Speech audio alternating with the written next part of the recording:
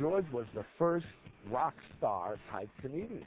He was like this warrior to me, this guy who went out in the world and was shaking things up. Religion has actually convinced people that there's an invisible man living in the sky. He speaks to the rebel within everyone. The FCC found these words to be indecent. Cursing, cussing, swearing, and all I could think of was... In his own way, he's trying to make the world a better place. George Carlin, now on Biography. Nothing to lose. Leading to where you are today. I believe it's Going to make you a job. I'm still trying to figure that out.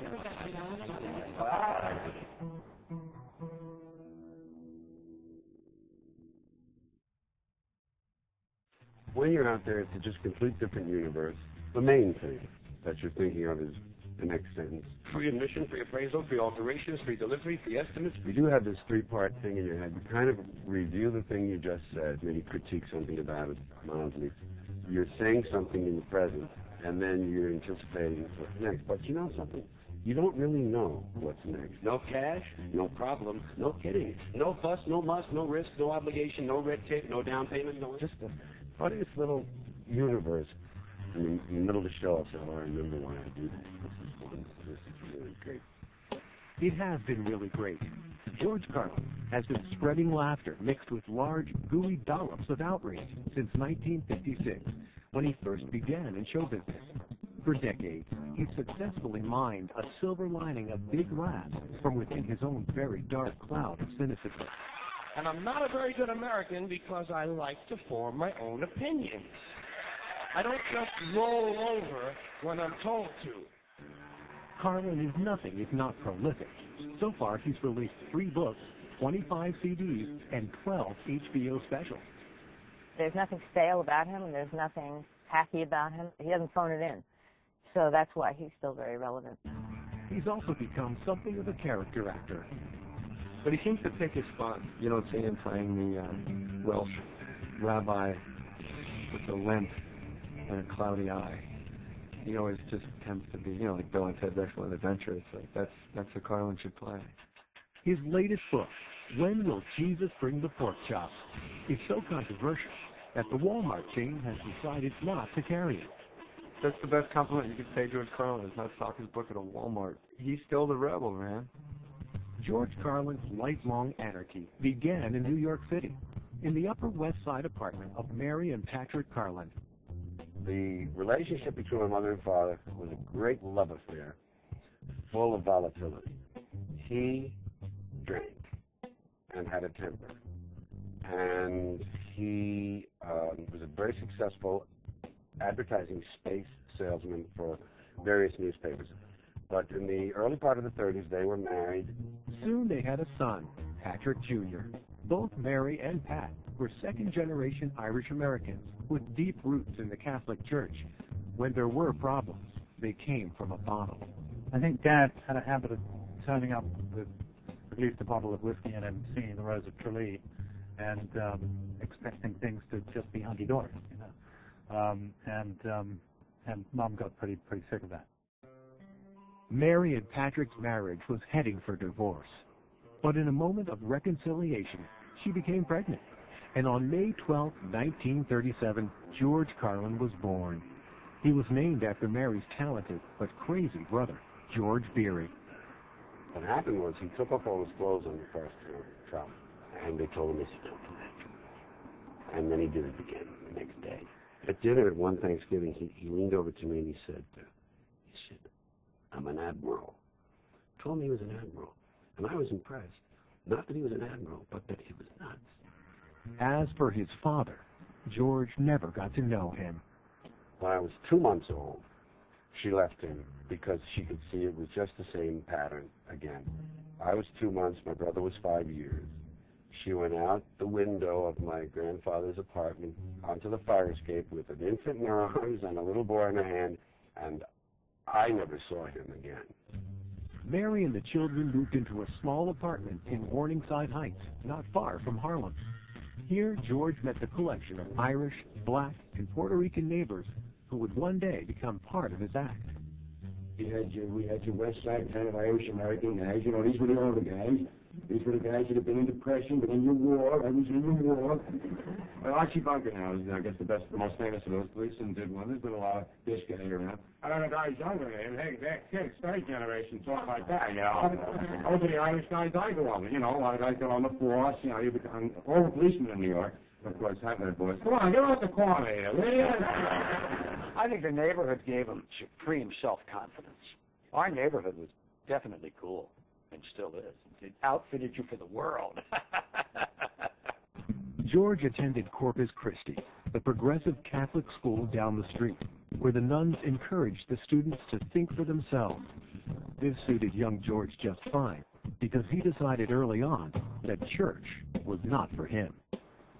Think about it. Religion has actually convinced people that there's an invisible man living in the sky who watches everything you do every minute of every day. And the invisible man has a special list of 10 things he does not want you to do. And if you do any of these 10 things, he has a special place full of fire and smoke and burning and torture and anguish, where he will send you to live and suffer and burn and choke and scream and cry forever and ever till the end of time. But he loves you. I rejected the church thing very early. First communion, they said I was going to feel different with the host in my mouth. I didn't. I thought, wow, I got to watch what these people tell me. And there wasn't much solace at home. Throughout his childhood, George was often home alone while his mother worked. I didn't really have a family life. My brother was 6 years older than I, so he wasn't really a companion. And he was away at boarding school. Didn't have a parent in the house. So I was really alone, and I missed something. But he found contentment listening to radio comedians and the cool jazz coming from neighboring Harlem. At the movies, George liked the verbal antics of comic actor Danny Kaye.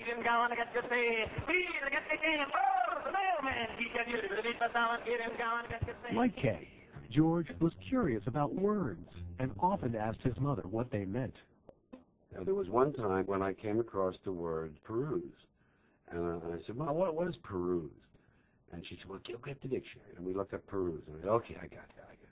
So at night when she'd come home, I'd run around the corner and get the New York World Telegram for her. I brought it and I gave it. I came in the room and I said, here, you might want to peruse this. And she said, oh, well, I'll just give it a cursory glance. And, right back to the dictionary. By age 5, Carlin had shown distinctive signs of showbiz talent. At age 10, he told his mother he was going to be an announcer, a DJ, a comedian, and an actor. But when it came to school, George was a poor student. He had an innate distaste for institutional learning, preferring instead the role of class clown. I found there were 2 times when I was tempted to clown around in class. One was when the work was real easy, and you were bored. And the other is when the work was real hard and you were bored. You feel, well, why not deprive someone else of their education? But he wasn't only screwing up in school. By junior high, he was a regular delinquent, stealing money out of student lockers, smoking marijuana long before it was fashionable, and running with a gang. There's a kind of, hey, this guy's funny. George, you told him that thing about you. Oh, boy, I'm one of the guys. I don't have to be a good fighter. I wasn't a fighter at all. I could run, I could hitch on trucks, I could steal. And I had a lot of nerve in the gang life. But I wasn't a fighter. And I was the kind of guy that I would cross my eyes. I would give him one of these. And the guy would say, don't hit him. It's bad luck to hit a guy like that. In desperation, his frantic mother shipped him off to a reformatory run by Catholic brothers. She sent my brother to boarding school. She sent me to camp. She couldn't, in a way, she couldn't kind of wait to, get you with male supervision. That was her big thing. Oh, yeah, boy has no male supervision at home. Like, that's going to help, And he gets up there and he takes one of these art gummy razors and he breaks it up and he colors it these different colors and puts it in like a little plastic thing and tries to sell it to some other kid as heroin. So they quickly kicked him out. Well, it didn't kick him out that quick, but they said, would you please take him back to where he came from? So the 8th grade nuns, they said, well, we'll take him back, but only if he writes the school play. Is that beautiful? And he did write the school play, and it was good. Though the nuns recognized George's talent, Mary Carlin had no intention of letting her son go into show business. My mother was kind of funny. She wanted real gentility, and it just wasn't there. She, in a way, wrote my brother off at some point. And I became the great white hope. I'm going to make something out of that boy. She would tell him this at night. And she'd say, you're just like your father. That little boy in there. I'm going to make something out of him. When I heard that, make something. It doesn't sound good.